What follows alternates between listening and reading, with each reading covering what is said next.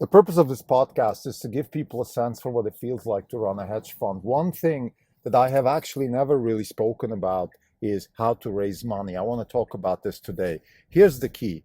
Raising money needs to be looked at like hiring people. When you onboard investors, it's like you're onboarding employees. In other words, you have to vet your investors. It's not the other way around. The whole money raising process is completely upside down, where so-called fund of funds or investors or whatever, family offices, they look at funds and then they decide where to invest. It is exactly the opposite. It is the funds that decide who should be investing with them. This is the story of how to be successful as a hedge fund manager. I am not saying that there are other ways to do it. There are also, I've said that many times on this podcast, there are people who walk around calling themselves hedge fund managers when in fact they're not. They are asset gatherers, they are coupon clippers and all that. I'm going to elaborate on that a little bit more. All I'm saying is if you're in the business of risk and wealth generation, if that's what your aim is, you need to vet your investors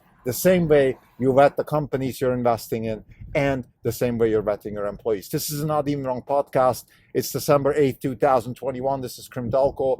For the day, the fund is up 1.8%. The market is up 20 basis points. For the year, we are up 36.6%. The market is up 22.9%. We are outperforming by 13.7%. How to raise money. This is one of the most important questions that a hedge fund manager needs to ask herself, because this is, of course, how you're growing assets, particularly in the beginning, certainly a very important topic. Now, I want to take a little bit of the sort of limelight out of that process. My thesis here is that raising money is, at best, an auxiliary process. You cannot build a hedge fund. A wealth generating type hedge fund. So a hedge fund that is in the business of generating wealth by raising money from outside investors. You can, if the stars align, get some help from outside investors to grow. You can get some help from outside investors, maybe even to make better decisions, get better employees. All of these things could happen.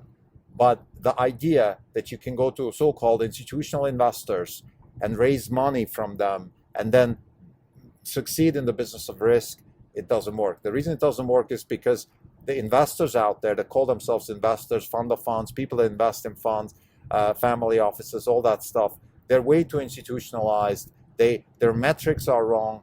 They, for example, shun volatility when volatility is part of the game. It's actually volatility that you're embracing when you're generating wealth.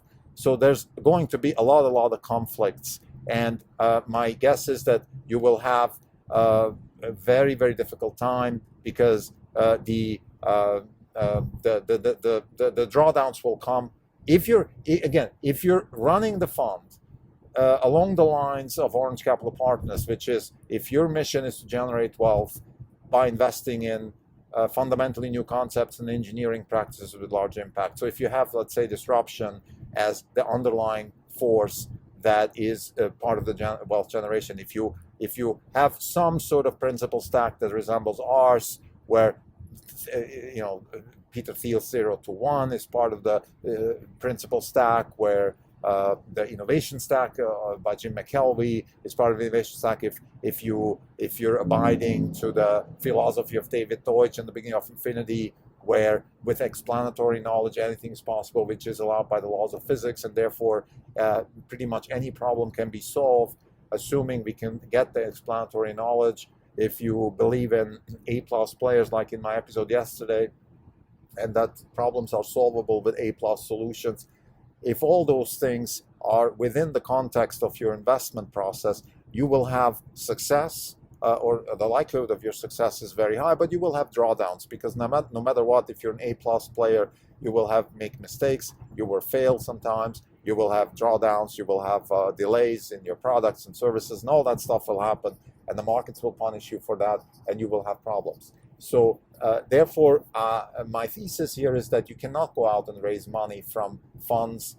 You need to bootstrap yourself. You need to bootstrap yourself with your own money, maybe friends and family, And then once you're big enough, let's say we are now 13 years in business, we're relatively big, and we have a track record of over 20% average return every year, so cumulative average return of over 20% net of fees. This is, of course, the kind of track record that attracts people, so it becomes a little bit easier.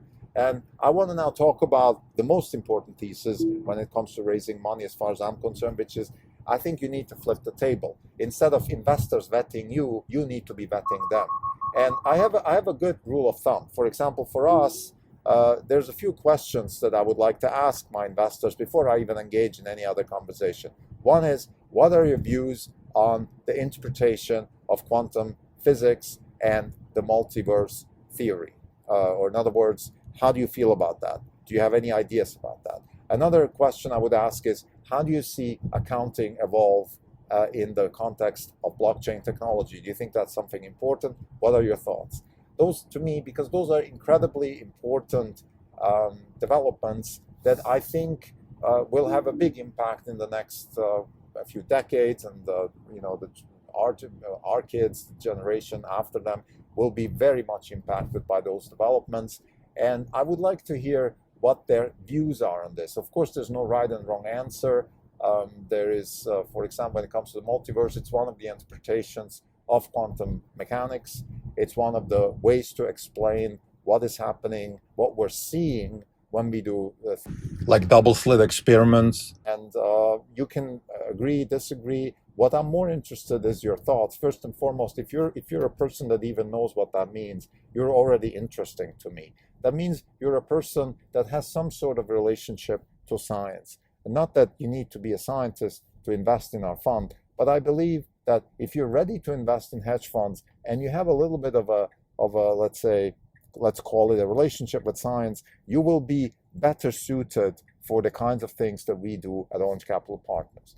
The other question, for example, the one with the accounting and the blockchain technology, to me, again, you can have your opinions. There's no right and wrong answer. I am a strong believer that the big accounting revolution, sort of in the 12th, 13th century in Italy, where double entry accounting was evolved and allowed merchants and people like that to really grow and become all these city-states in Italy, grew through that accounting method. It was certainly not the only thing. I mean, we had developments in sailing technology. We had discoveries of new places. China was discovered more by the Europeans. A lot of things happened, but the double entry accounting was a big institutional innovation, together with things like democracy or some sort of non-authoritarian law. So there's a lot of institutional changes that happen in the single state, in those little city-states in Italy, Venice and Florence and so on, that allowed the growth of the Renaissance, which then led into the Enlightenment. So I think that was a massive development, and we at Orange Capital Partners see the blockchain technology as the same type of thing, where we're going now away from men in suits or women in suits making decisions about monetary policy, about a lot of other things, in fact, even courts, law, what's right and wrong. All these kinds of things will be decided by blockchain technology and algorithms, and we're going, therefore, into a much more decentralized, much more free world when it comes to all these things, because there will be no hanky-panky, there will be no negotiation anymore about many things. These will be decided by algorithms. So this is kind of the view we have. Again, there's no right and wrong, but I would like to hear from our investors or our potential investors how they think about this. And if the answer is, well, we don't care, we don't know, but we're very happy about these things, we find that very exciting, so please go ahead and invest, that's a good enough answer too. It could be. Here's the fundamental thesis here. It is you, the hedge fund manager. You need to be vetting your investors the same way you think about hiring employees. And by the way, this is not a power game. Of course, it's a power game, but it's not about power here. That's not what I care about. It's more about the right setup to succeed. You want to set yourself up to succeed. You want to have the best employees and you want to have the best investors. And the only way you can achieve that is by vetting them. And one approach that I just suggested is ask them a few questions. Again, the questions that I'm happy to ask people is, how do you feel about the multiverse, and how do you feel about accounting within the context of blockchain technology? Peter Thiel has something else. Tell me something that everybody else agrees with and you disagree. It's fine. Those are okay things. In my view, it's a little bit kind of like you're trying to pull yourself out of on your own hair kind of thing. I like this more indirect approach. Let me see how you feel about these really difficult scientific concepts, because what we do at Orange Capital Partners in the end is science. It is applied science. It is using capital to instantiate products and services by using fundamentally new concepts and engineering practices, and it all starts with science. And therefore, we need to have an investor base in our fund that at least either understands what science is, or in some way or form is okay with what science means, because science means a lot of iteration, a lot of try and error. Mistakes happen. We error correct. We're very Popperian when it comes to that. And that's a process that our investors need to understand, the same way our employees need to understand that. So to summarize, the process of raising money, as far as we're concerned, and this is, again, this whole podcast series is not some sort of soliciting funds for our fund. Please don't use this channel if you're interested in investing in us. This podcast